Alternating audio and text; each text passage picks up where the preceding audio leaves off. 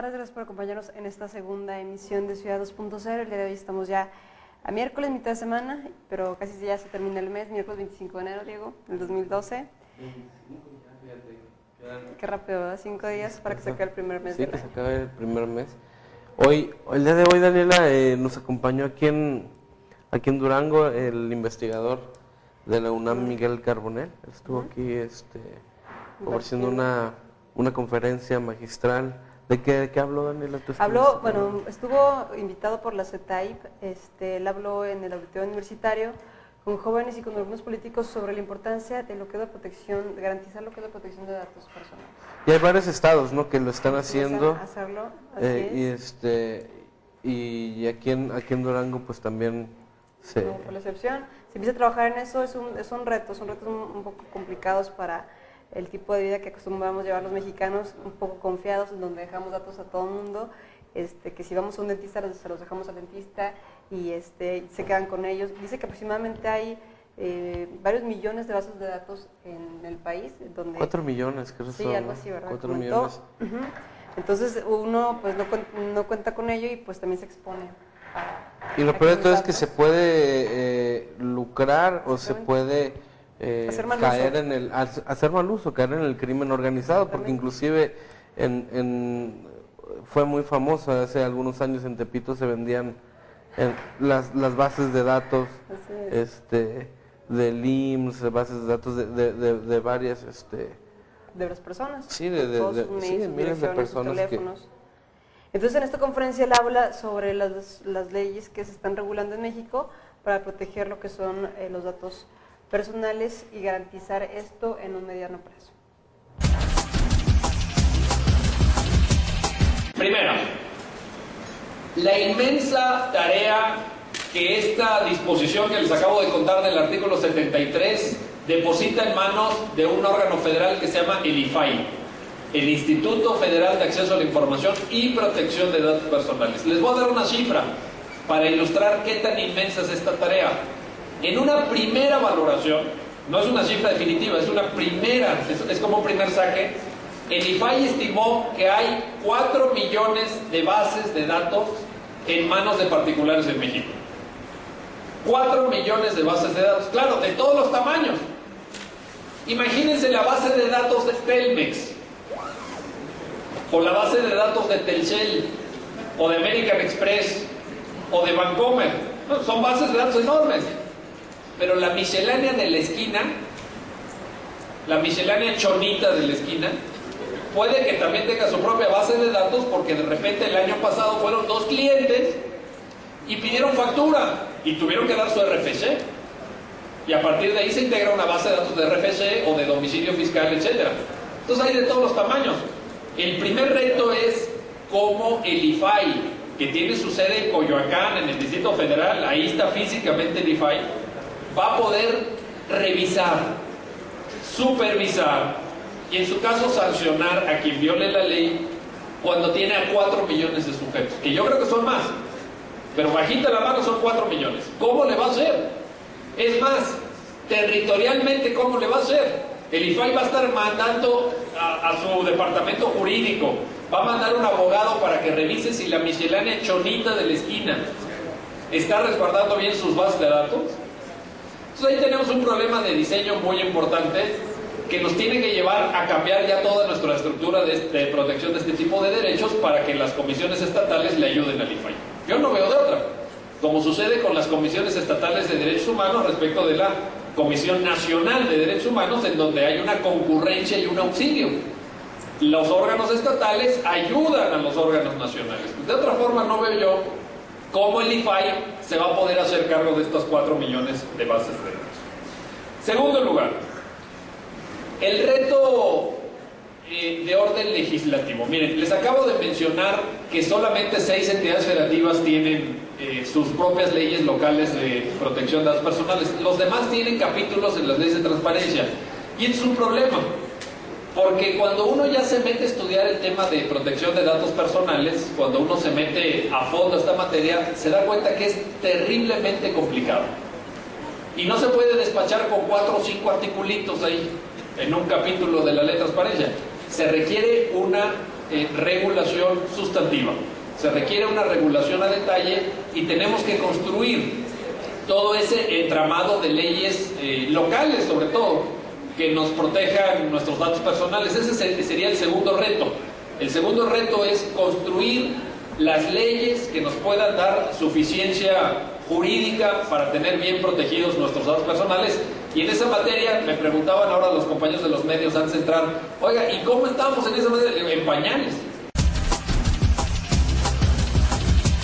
Bueno, y también el investigador Miguel Carbonell ofreció una entrevista y bueno, en esta comenta, habla en lo que es el tema electoral y lo que es la participación ciudadana mediante redes sociales, y él comenta que el reto pendiente de estas redes sociales es que sirvan para construir e informar y no solamente para la burla y la descalificación. Él argumenta que México todavía está en pañales en este aspecto. Claramente limitadas y disminuidas. Recordemos que este año 2012 vamos a cerrar ya con más de 40 millones de mexicanos como usuarios de Internet. Un 70% de ellos participa en Facebook, que es la red social hegemónica en México, pero también un porcentaje cada vez mayor, yo estimo que vamos a cerrar con unos 6 millones, está en Twitter, que ha generado una dinámica no nada más hacia el interior de la propia red social, sino que se está proyectando a otros medios. ¿Qué quiere decir con esto? Que lo que sucede en Twitter muchas veces transmina o se transporta a la tele, al radio, a los periódicos. Incluso los periódicos tienen espacios en donde reproducen los comentarios que se hacen en Twitter. Entonces yo creo que las redes sociales inequívocamente van a jugar un papel también de la mayor relevancia. No me atrevo a decir que definitivo, ¿verdad? Pero sí van a marcar un sesgo muy importante. Bueno, pues yo creo que ya existe. Miren, si ustedes se meten, por ejemplo, ya no en términos de redes, pero sí en términos de internet, a YouTube, pues van a ver videos en donde se burlan de algún precandidato, en donde pues expresan comentarios, en fin.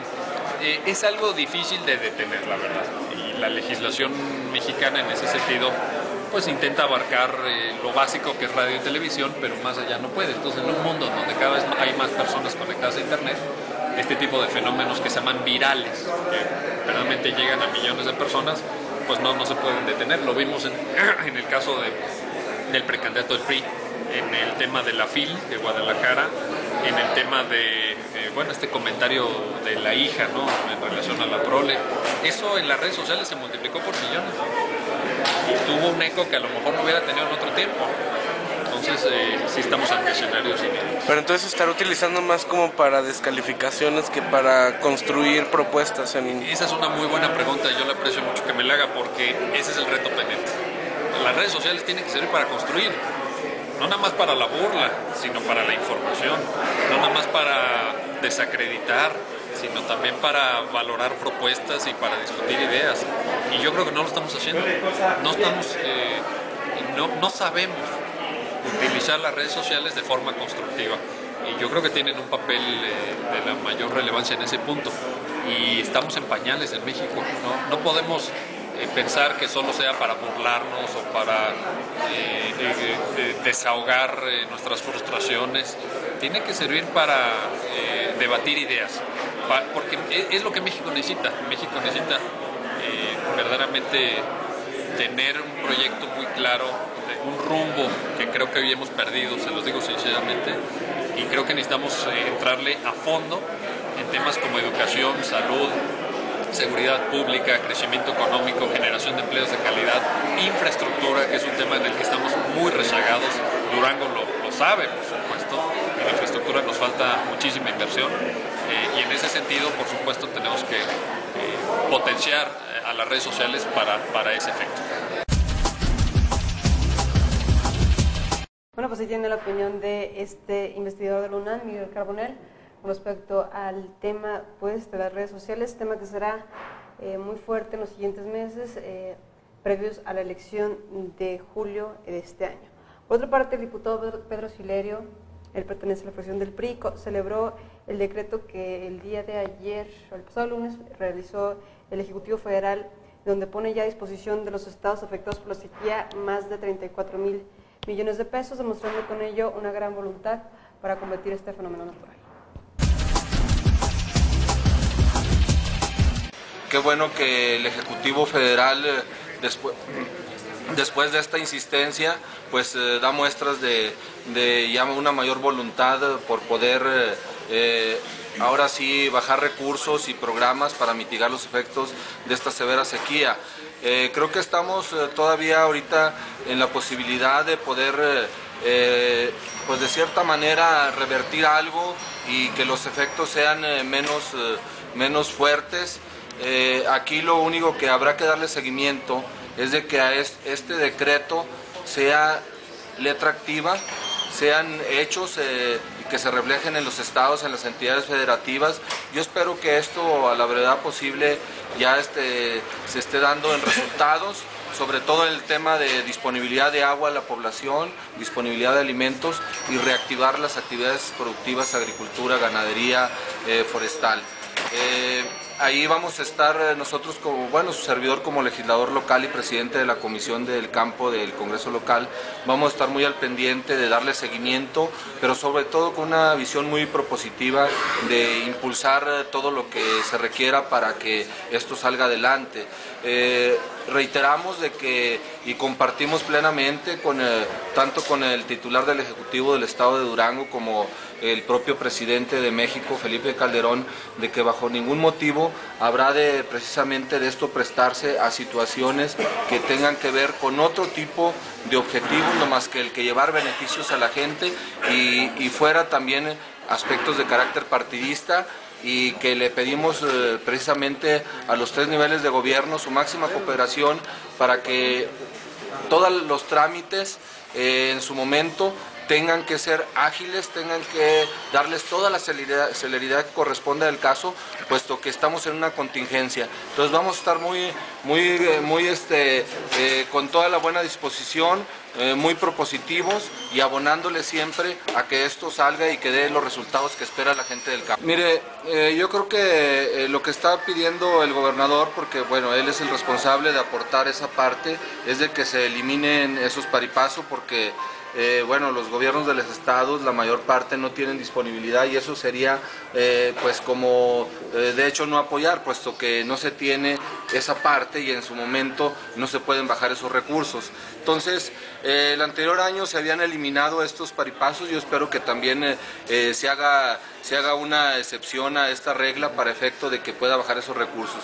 Lo importante yo ahí que también hay que reconocer para poder seguir avanzando es de que ya está la propuesta de los 184 millones, hay que darle seguimiento y vamos viendo cómo vamos destrabando y caminando, sobre todo caminando. A mí me preocupaba mucho de que no se caminaba en esto, o sea que se estaba con la situación de que el Ejecutivo Federal, el presidente Calderón, pues no aceptaba precisamente asignar recursos adicionales, no le daba movilidad a los programas normales y eso era la preocupación. Por eso yo le comentaba, estuvimos en la reunión de Chihuahua, que también ahí estuvo impulsando fuerte, para que también las organizaciones y todos los actores políticos hicieran su parte.